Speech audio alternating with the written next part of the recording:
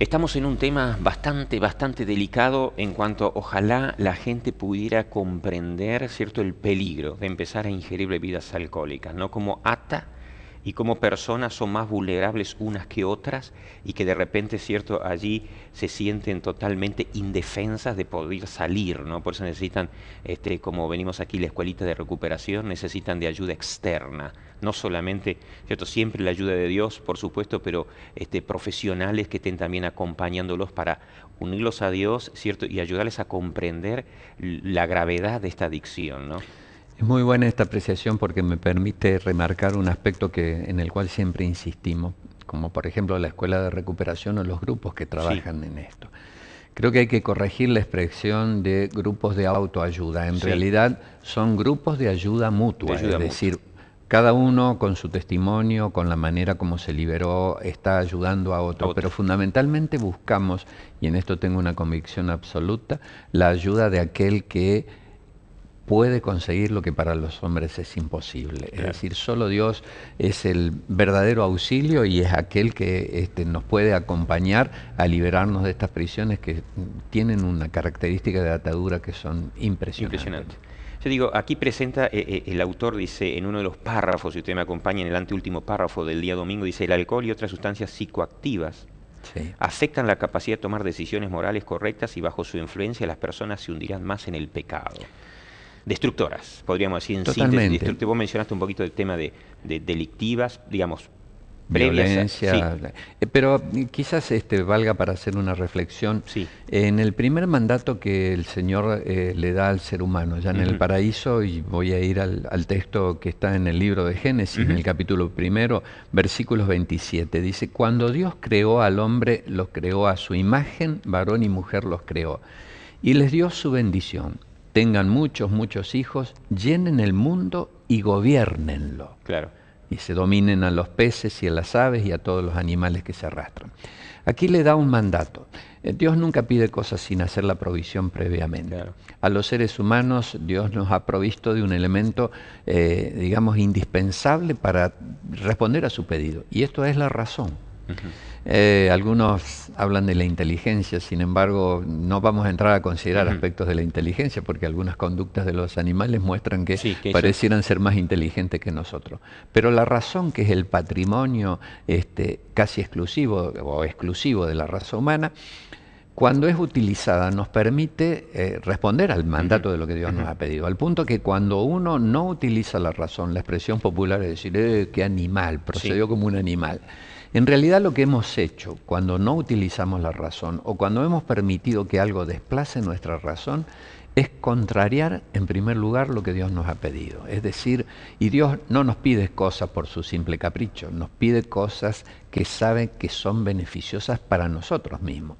De modo que toda sustancia que desplaza la razón o que la inutiliza nos hace primero pecar contra Dios, pero desagradar a Dios claro. fundamentalmente y no responder a lo que Él No nos ha podemos dado tomar como una mandato. decisión correcta ni una conducta correcta, ¿no? Exacto, en el momento que nos ataca la compulsión, que es la inclinación incontenible al consumo, Ujú, nuestra razón no está procediendo.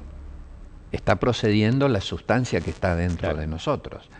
Como dice San Pablo en el capítulo 7 del libro de Romanos, cuando dice, explicando muy bien el hombre en su debilidad, dice, no entiendo el resultado de mis actos, porque queriendo hacer lo bueno, no es lo bueno lo que hago, sino lo malo que no quiero hacer. Y entonces uno se pregunta, ¿cómo es que uno quiere hacer una Sí, cosa sí, sí, sí, y sí. está haciendo otra? El autor habla acá de los entrampados, ¿no? Claro, Sí. efectivamente. Y entonces San Pablo hace el razonamiento que a nosotros nos permite acompañar qué es lo que le pasa al adicto. Es que es este cuerpo de pecado que está dentro de mí, o Ujú, esto que ujú, está dentro de mí, aquel, digamos, animal, por decirlo ujú, así, que mora dentro de nosotros y el cual a veces alimentamos justamente con lo que no se debe. ujú, Y entonces él que entiende esto, porque no puede utilizar la razón cuando nos domina el ujú, deseo del consumo, él se siente prisionero y entonces clama y dice, desdichado de mí, ¿quién me librará de este cuerpo de muerte? Y claro. me gusta cómo termina este pasaje porque él da gracias a Dios que nos ha dado a Cristo para liberarnos justamente de Amén. estas Amén prisiones. por ello. Amén. En Ujú, este sentido, el adicto podría decir, yo quiero hacer lo bueno, quiero dejar de tomar, pero lo que está dentro mío, es decir, el alcohol en el caso del que consume alcohol, o la nicotina en el caso, es más fuerte, es lo que está gobernando nuestro proceder. En otras palabras, nuestra razón está desplazada. Y debilita todo impulso o toda motivación, ¿cierto? O la nula, ¿no? De hecho, siempre decimos que en el momento que el alcohólico está bajo los efectos del alcohol, no tiene sentido darle instrucciones sobre cómo debe proceder, ¿no es cierto? Porque en ese momento lo que gobierna sus actos es el alcohol que tienen dentro. Por eso justamente él habla, ¿no? Cuando se habla de pecado, dice esclavos del pecado, ¿no? Yo digo, bueno, vamos a contestar rapidito la otra idea que muchas veces hay profesionales de la salud que dicen, bueno, tomar un poquitito de vino, ¿cierto? Hace bien a la salud. Vos bien hablaste un poquitito de lo que es el jugo de la vid. Yo tengo esta expresión, ¿no? Si solamente nuestro cuerpo sería quizás un estómago, de repente podría ser útil, pero nuestro cuerpo está justamente formado por una mente, por muchas otras cosas que el alcohol perjudica, daña, destruye. Y entonces ahí podemos decir, no, paremos un poquitito, ¿no? Yo creo que hay 2 o 3 cosas que hay que remarcar de este aspecto, porque bueno, se lo menciona muchas veces al doctor Favaloro como que lo había hecho, hombre al que admiro mucho, pero creo que hizo 2 cosas equivocadas. Una, decir esto, la otra fue quitarse la vida, ¿no es cierto? Un hombre tan brillante. En realidad, esto que él ha expresado tiene medio valor de verdad, y la media verdad es mentira. ¿Y por qué decimos eso? Porque efectivamente en un vaso de buen vino hay contenidos de licopeno, rebastarol, que ayudan a la circulación. Pero en realidad lo que están es en el jugo de la uva del buen vino. El alcohol no solo que no hace nada para beneficio de la circulación, sino que fundamentalmente puede iniciar un comportamiento adictivo que después termina convirtiendo al consumidor en un alcohólico.